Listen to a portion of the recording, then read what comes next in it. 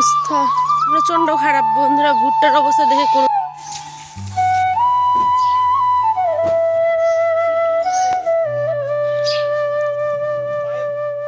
সকাল এখন বাজে 5টা। দেখো তো সকালবেলার আকাশটা কত সুন্দর লাগছে, তাই না? বিশেষ করে আজকে মেঘলা ওয়েদার, জানো। ভিডিও আজ হচ্ছে গিয়ে সোমবার, এখন বাজে সকালবেলা দেখতেই পেলে 5টা সাড়ে 5টার মতো। তো উঠলাম, ঘুম ভেঙে গেছিলো, উঠে হাত মুখ ধুলাম, বাসন ধুলাম, কাপড় কাচলাম, মানে যেটা থাকে সকালে উঠেই কাজটা করলাম আর কি। যেহেতু আমাদের লাইন নেই, তো ভালো একটা জলের সমস্যা হতে পারে, সেই কারণে বাসন ছিল, বাসন ধুলাম আর কাপড় কাচলাম। হাত মুখ ধুয়ে ফ্রেশ হয়ে গেছি, এখন ভাবলাম চলো ব্লগটা এখান থেকে শুরু করি। তোমাদের সাথে তো অত কিছু শেয়ার করা হয়নি, যেহেতু একটু তাড়াহুড়োর মধ্যে করলাম। আয়ানোর বাবা এখনও ঘুমিয়ে, আর এদিকে মানে আমাদের এখানে মেঘের অবস্থা প্রচণ্ড খারাপ। দেখ মেঘটার অবস্থা, অন্ধকার নেমে এসেছে, মানে কখন কি হবে ভাবা যায় না। মানে অনেক বৃষ্টি হয়েছে রাত্রেও, প্লাস পাথরও পড়েছিল গতকালকে, আজকে আর পড়েনি। আর যে বর্মা আছে দূরে দাঁড়িয়ে, দেখো বর্মা ঘুমন্ত অবস্থায় উঠে গেছে। এখন উঠলেন ওবলাই অসুখ, এই যে আসছে বাইরের দিকে। বর্মা কি করছে দেখি, চলো। কি করো গে বর্মা, দাঁড়াইছেন? আরে কি থাল ভাঙা পড়ে কি আজকে, রাস্তাটা পুরো ভেজা। 2 থেকে 3 দিন এখন ভালোই টানা বৃষ্টি হচ্ছে, সাথে মেঘলা মেঘলা ওয়েদার। তাই দেখো উঠেই হাত মুখ ধুয়ে ফ্রেশ হয়ে একটু ক্রিম পাউডার মুখে লাগালে বেশ ভালো লাগে, তাই না? তারপরে চলে আসলাম রান্নাবাড়ি করতে। কি রান্না করব ভাবতে ভাবতে দেখি যে কয়েকটা সজনা ডাঁটা, ওই যে গতকাল মিনি ব্লগে দেখেছিলে আর আমার বড় ব্লগে তো তোমরা দেখেছোই, তাই না?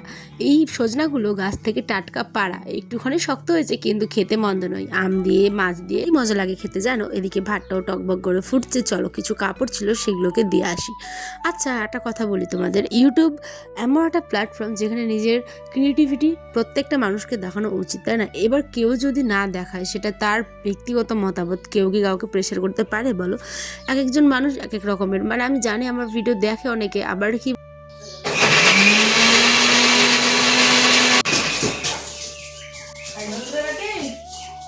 মানে ওই যে গত ভিডিওগুলোতে আমি তোমাদের নিজের পায়ে দাঁড়ানোর কথা বলেছিলাম, কত কিছু। তো যাই হোক, মানুষ তার মতামত দিয়েছে, তার জন্য আমি থ্যাংক ইউ সবাইকে।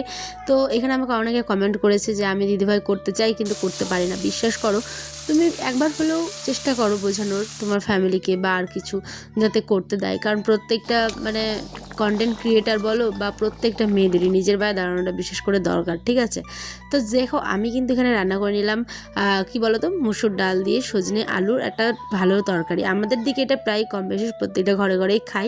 আর এই দিকে কাঁচা আম, আজ প্রথম বছরের কাঁচা আম দিয়ে কিন্তু হবে টক, মানে চাটনি, খুব টেস্টি। আমার আয়ন সোনা তো এমন পরিমাণে খেয়েছে আমের চাটনি দেখে, পুরো পাগল হয়ে গেছে, মানে এত পরিমাণে টেস্ট লেগেছে, বলছে মাম্মা মাম্মা দাও।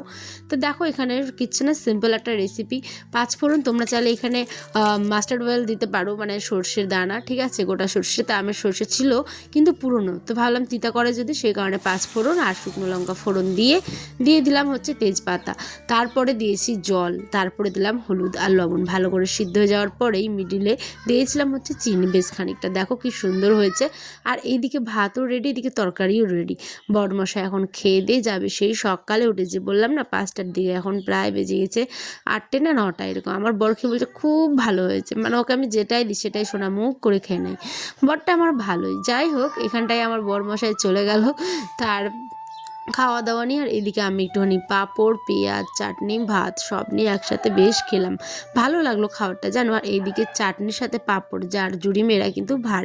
এদিকে আমার আয়ন সোনা এখনও ঘুম থেকে উঠেনি, কিন্তু জোর করে তুলে দিয়ে তারপরে এখন আমি বিছানাটাকে পরিষ্কার করলাম। দেখো তো অবস্থা চলে এসেছি। খারাপ বন্ধুরা, ভুট্টার অবস্থা দেখে করুণ অবস্থায় আছে, দেখো। আর এই যে সব ভুট্টা শুয়ে আছে, দেখতে পাচ্ছি ওই জায়গাটা, দেখো তোমাদের আমি দেখাই, এই যে দেখো, হ্যাঁ এই যে দেখো, জুম করে দেখাই, দেখো এদিকটা ভুট্টাগুলোর কি অবস্থা। ওটাই পানি না পড়লেও তো আসবেও নি ফের।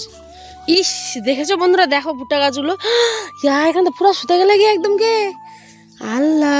কার এখান তোমার নিজের? আল্লাহ, ডাঙ্গি দিলে তাহলে লাভটা কি হল?